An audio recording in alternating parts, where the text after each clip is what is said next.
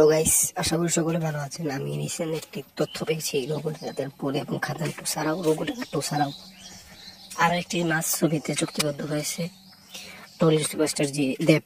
Yes, একদম ঠিক শুনছেন। আগামী ঈদে এই ছবিটা আসার কথা এমন একটি আপডেট পাওয়া যাচ্ছে, এমনটি নিউজ ঘোরাফেরা করছে এবং আমিও গোপন সূত্র থেকে জানতে পারছি। এবং তার যে বডির চেঞ্জ, সিক্স প্যাক না, এটা তো তার পরবর্তী টুতে হবে না, আর রোবট ডাকাতে তো হবে না।